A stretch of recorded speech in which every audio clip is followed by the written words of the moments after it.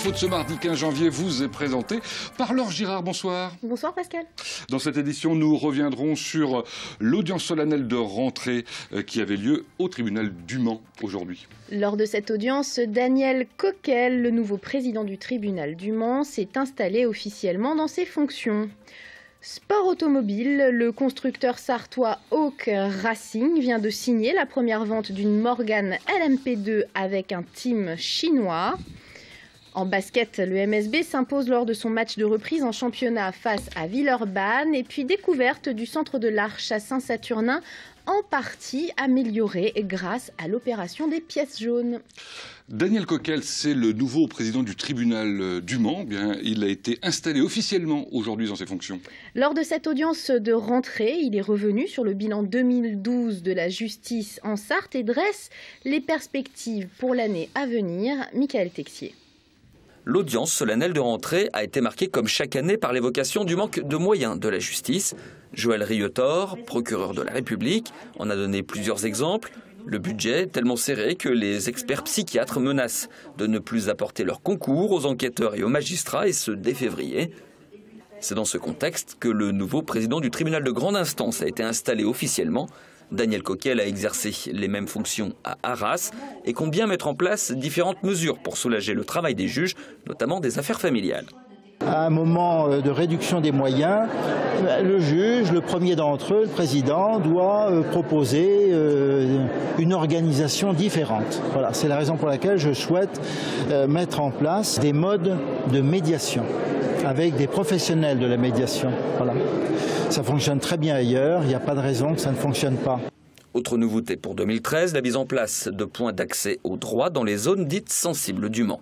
La famille judiciaire, les avocats, les huissiers, les notaires, etc., les associations spécialisées reçoivent, assurent des permanences, s'entretiennent avec les citoyens de ces quartiers et à commencer par les citoyens défavorisés, hein, ceux qui n'ont pas les moyens de pouvoir payer les honoraires de consultation d'un avocat.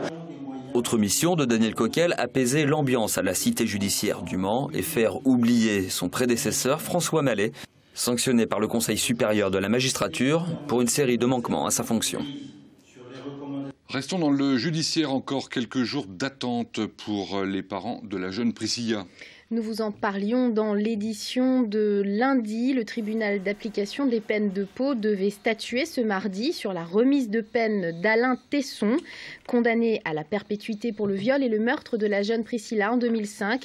Le résultat a été mis en délibéré. Il sera connu ce jeudi. L'avocat des parents de la victime se dit toutefois confiant. Et puis en bref, le consulat français de Tunisie a fait savoir ce mardi à Wissem Rekik qu'il ne retournerait pas en France. Rappelons que le jeune homme scolarisé en bac pro au lycée sud du Mans a été expulsé en décembre dernier dans son pays d'origine, la Tunisie. Donc une décision qui scandalise les associations qui soutiennent le jeune homme, notamment SOS Racisme, qui appelle les lycéens à manifester au Mans ce vendredi 18 janvier à partir de 9 h. Le syndicat de la propriété rurale de la Sarthe présentait ce mardi ses candidats aux élections de la Chambre d'agriculture. Seuls 2 postes sont à pourvoir dans ce collège des propriétaires et usufruitiers. Un premier motif de colère du syndicat qui dénonce par ailleurs une campagne difficile à mettre en place. On écoute Hugues Duriveau du syndicat de la propriété rurale au micro de Michael Texier. Nous finançons 50% des charges de la Chambre par nos impôts fonciers et que nous n'avons le droit qu'à 2 représentants de la propriété privée rurale. Ce qui veut dire que pour 50% de financement de la Chambre, nous n'avons seulement que 4% de possibilités de représentativité. Dans la Sarthe, il doit y avoir entre 25 000 et 30 000 propriétaires fonciers et usufruitiers. Et sur la liste électorale qui a été mise en place par la préfecture de la Sarthe avec la Chambre d'agriculture, nous n'avons que 2300 inscrits, ce qui est quand même une anomalie. Je d'ailleurs vous signale à ce sujet qu'il a fallu ramer pour obtenir la mise à jour de cette liste, car elle était basée sur une liste ancienne de 2007 où il y avait des morts et des disparus. À noter, dans ces élections de la Chambre d'agriculture, une deuxième liste est présentée par la FDSEA. La FDSEA qui, on le rappelle, invite les agriculteurs à manifester ce mardi soir à partir de 20h30 devant la préfecture de la Sarthe au Mans. Sport automobile maintenant. Le département constructeur de l'écurie sartoise Hawk Racing vient de signer la vente d'une Morgan LMP2 sur le continent asiatique, bien sûr. Oui, le team chinois KCMG, bien connu sur les circuits internationaux, particulièrement asiatiques, se lance dans l'endurance via l'Asian Le Mans Series. Le point dans les ateliers d'Hawk Racing cet après-midi. Le team chinois KCMG vient d'en faire l'acquisition pour un montant de 362 000 €. Ce prototype Morgan, développé par l'écurie sartoise Hawk Racing, est destiné au futur Asian Le Mans Series, la série de courses développée par l'ACO en Asie. Le sport automobile est en train d'évoluer sur place. Il y a de plus en plus de gens qui sont intéressés par l'endurance. Faut laisser le temps au temps, mais je pense qu'on part sur une bonne voie. Le patron du team hongkongais Paul Yip était ce mardi au Mans pour solliciter auprès de l'ACO une invitation à participer à la prochaine édition des 24 heures. L'endurance, il en rêve. Il vient chercher une voiture mais aussi un support technique auprès de Hawk Racing. Nous avons de l'expérience dans un grand nombre de disciplines automobiles. Mais cette année, ce sera une première en endurance, particulièrement avec des prototypes. Donc oui, avoir un support technique, c'est essentiel pour nous. C'est une des raisons qui pousse l'équipe chinoise à choisir Hawk Racing. Si l'ACO autorise le team KCMG à participer aux prochaines 24 heures, Hawk Racing devrait lui vendre un deuxième prototype Morgan à destination des championnats européens et américains.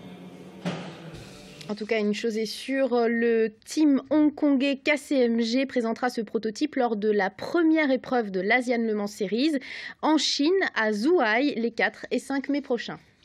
Alors vous le disiez au titre, en basket, le MSB s'impose sur le parquet d'Antares lors de son match de reprise en championnat face à Villeurbanne. Au score final, c'était difficile semble-t-il, 64-60.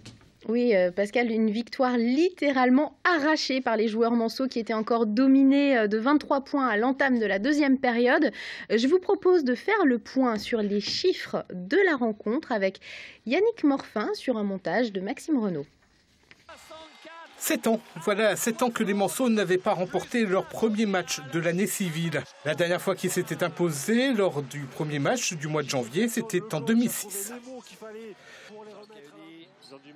Mais pour venir à bout des Villeurbanais, le MSB a soufflé le chaud et le froid. Les hommes de Gigi Jackson ont été fantomatiques au cours du deuxième quart-temps et n'ont inscrit que 2 petits points tout au long de ces 10 minutes, établissant par là même un bien triste record. Mais la révolte n'en a été que plus belle. Malgré un retard de 21 points à la pause, les Manceaux clouent sur place leurs adversaires durant le troisième quart-temps. Ils infligent un 25-6 à Villeurbanne et prennent du coup le commandement de la rencontre dès le coup d'envoi de l'ultime période. Khalid El Amin a été le meilleur scoreur de la rencontre avec 13 points inscrits. Et avec une évaluation de 17, Alain Kofi termine MVP de cette soirée. 100% de réussite au shoot avec 10 points inscrits, 4 rebonds, 2 interceptions et une passe décisive. À l'issue de la phase aller, 4 équipes se partagent donc la première place du classement, le MSB, Paris-Levallois, Gravelines et Strasbourg. Un match qui s'est également joué en coulisses. La tension était à son comble, à en juger par ce cri, le cri de soulagement de Christophe Lebouy, le président du MSB. À l'issue de la rencontre, à la mi-temps, l'équipe s'est vue passer un savon mémorable de la part de son entraîneur Gigi Jackson, ce qui a finalement payé, comme le souligne Alain Kofi au micro de Yannick Morfin. Le coach a une réaction qui n'avait pas eu jusqu'à présent, c'est-à-dire limite nous insulter, quoi. Et c'est ce qu'il nous fallait. Il nous a réellement pourri et c'était la meilleure réaction à avoir, parce que derrière on a su réagir. Alain Kofi qui a d'ailleurs été déclaré meilleur joueur de la rencontre. L'opération pièce jaune a débuté la semaine dernière dans les grandes surfaces et les commerces partenaires. En 23 ans, l'opération a permis de financer des centaines de projets dans le domaine paramédical. Le centre de l'Arche à Saint-Saturnin a lui aussi bénéficié de ces pièces jaunes découvertes avec Lucille Canté. Une cour de récréation toute neuve, voilà un exemple de ce qu'a permis de financer l'opération Pièce jaune au centre de l'Arche. Ici, les enfants peuvent s'amuser avec du matériel adapté. On a pu faire l'acquisition d'une balançoire qui offre la possibilité d'accueillir l'enfant dans son fauteuil.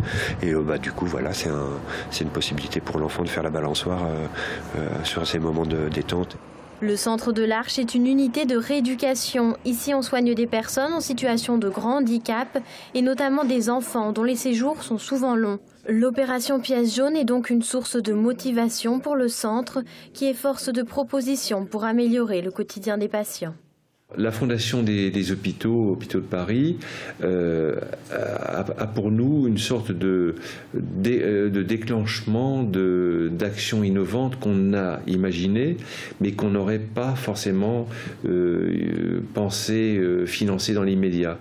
Grâce à ce soutien financier, le centre possède désormais un salon des jeunes, des chambres mère-enfant, ainsi qu'un espace destiné aux parents des patients. Heureusement qu'on a ça parce que ça nous permet d'être ensemble. Et puis de manger ici, d'être avec les jeunes pour boire une tisane le soir. Donc c'est important qu'on ait cet espace-là. Le centre va même plus loin. Dernier financement obtenu, 40 000 € pour aménager 2 studios qui permettront les séjours sur place des familles des jeunes hospitalisés. Inauguration prévue l'été prochain. Et c'est ainsi que se termine cette nouvelle édition de l'Info. Merci Laure. On se retrouve dans un instant pour l'actu vue par les politiques, en l'occurrence ce soir Jean-Marie Jeuveau, président du Conseil général de la Sarthe.